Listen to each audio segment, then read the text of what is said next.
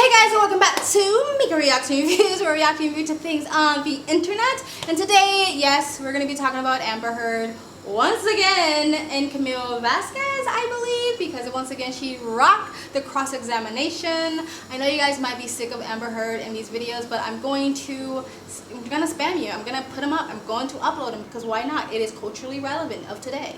But I'm not gonna make this video too long. By the way, do you like my outfit? It's literally just a scarf because it's really hot. You can see the sweat beads. It's fucking humid here. Anyway, I'm not gonna make this video too long. I just want to hit on a couple of things that I feel like I missed in my last video and a few things in this last cross-examination from the amazing boss bitch that is Camille to the pathetic person that is Amber Heard. One of the main things that stood out to me, and this even stood out to me when Amber Heard was doing her direct with her own lawyers, her really lame, weak explanations of her part of the intimate recordings that we've all heard between her and Johnny Depp. There was one recording where Amber Heard is basically trying to emotionally manipulate Johnny Depp and play on his guilt to try to get him to stay with her.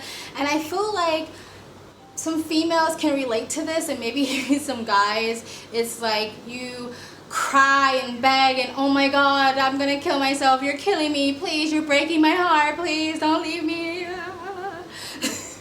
Argument. Oh, I'm sorry. Okay, so let me go, and you go, and I'll speak to you in a couple hours. Okay?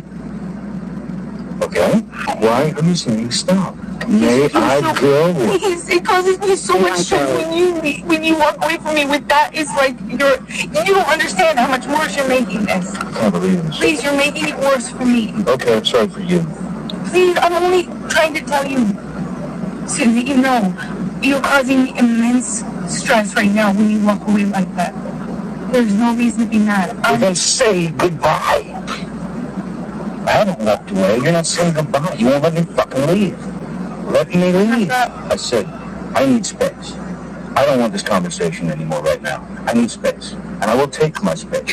Whether you like it or not, I will take it. You will take your space. But this is not, bro. This is not happiness. This is not... Please stop. Please, it causes me so much fucking stress. I'm gonna die. I'm gonna fucking die. You're causing me so much stress. Please stop. Please. I feel like I have a heart attack almost every day. Please stop. Please stop. Please, you're killing me with this. You're killing me. You're fucking killing me. Wow. Sean, could you, please, I want you to just go. I want you to take your medicine or whatever. I'm sorry that I've upset you. You know what, I think...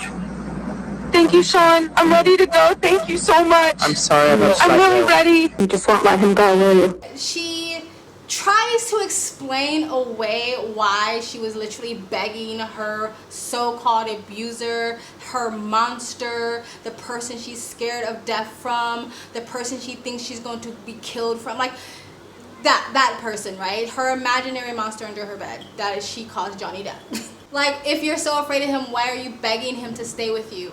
She tries to say, oh no, like I recognize Johnny Depp's pattern, and this is a pattern of his. Like he storms off because he's mad at me, he leaves and he goes on a drug bender, and then he comes back and he beats me. So I was so scared to death that he was gonna do that. I recognize the pattern. She says she recognizes the pattern. That girl definitely Googled some shit and she came up with that, like researching like how to recognize domestic violence, and she came up with this pattern because she says it all the time.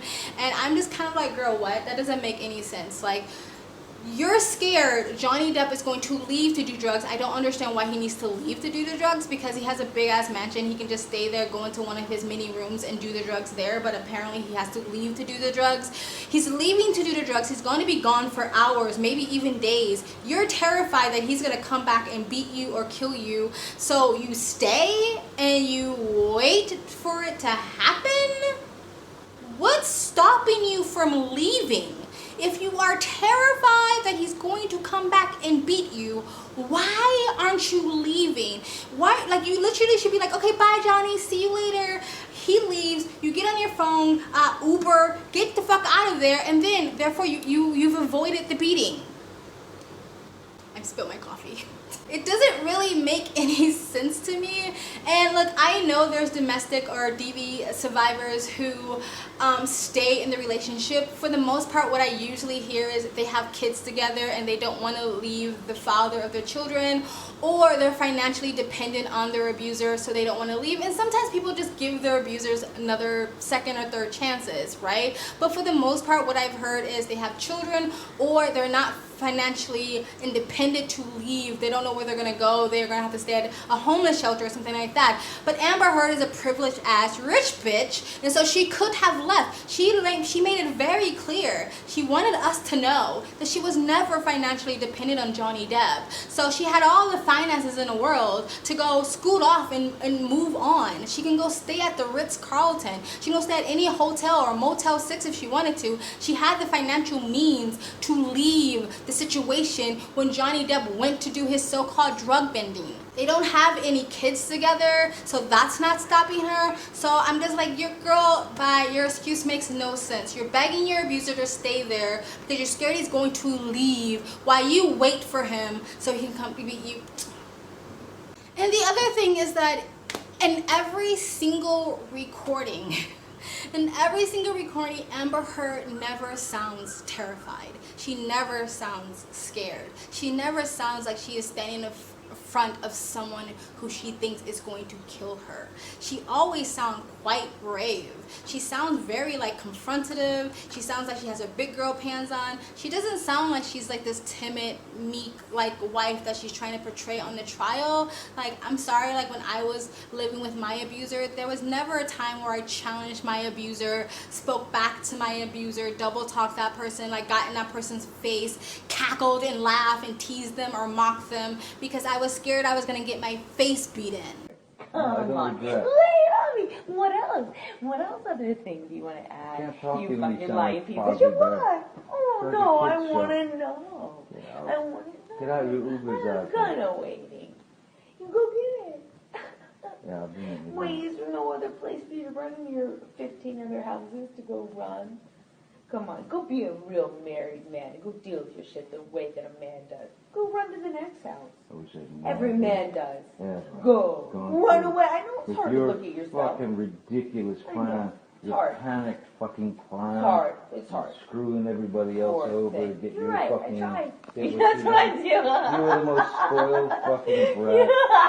And you've got everybody out here almost full, but it you're don't right. last long. You're right. I've I'm been sorry. here a lot longer You're than right. you. You got it Because- figured out. And one other thing I want to hit on again when it comes to the drug thing, I talked about it in my last video. I don't actually have a problem with people doing casual drugs. If it's like every once in a blue moon, you're on vacation, you're on holiday, you're on party, you're celebrating. To me, it's just like having alcohol. If you are pro-alcohol and you stub your nose at somebody taking a hit or two, you're a hypocrite in my eyes. However, I don't promote the idea of drug use, and I don't promote the idea of perpetually, constantly, and routinely doing drugs, because that would destroy your life and your body and your relationships and everything around you. However, again, like I said in my other video, there is really no evidence that Johnny Depp was a giant druggie.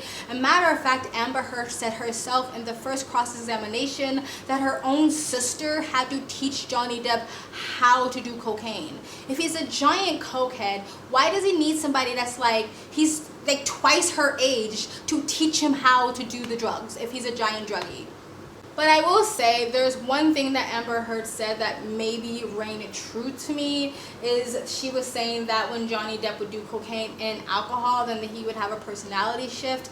I know people like that. I know people who, if they mix, I never mix anything. I don't see the purpose of it. It just seems gratuitous to me. But I know people who will mix cocaine and alcohol, and it's like they're fine when they're on cocaine and they're fine when they're on alcohol, but it seems like once they mix it, it's like they have this huge personality shift. However, the people that I have in mind, they never got violent. So it doesn't prove that even if he had a bit of a personality shift, that he got violent. I can believe that Johnny Depp was more arrogant or even more like a womanizer a bit on cocaine and alcohol, because cocaine is a very arrogant drug, unlike MDMA. Not that I know. I don't do these things, of course. But MDMA is like a love drug. It makes you love everyone and everything. And cocaine is a very like arrogant, it's very selfish, self-indulgent. It's all about me. That's kind of how the drug is. So I can see somebody being on it and becoming more sort of arrogant and kind of not that nice to be around. But it doesn't necessarily mean that you're violent. She also brought up MDMA again and said that he was paranoid on it, which I've never heard of anybody being paranoid on MDMA, but I guess it could happen.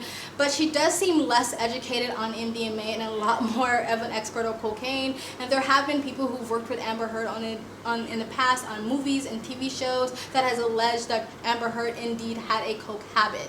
If you want to see those videos, you can go find them yourself on YouTube. And also the idea that he did 10 MDMA pills all at once.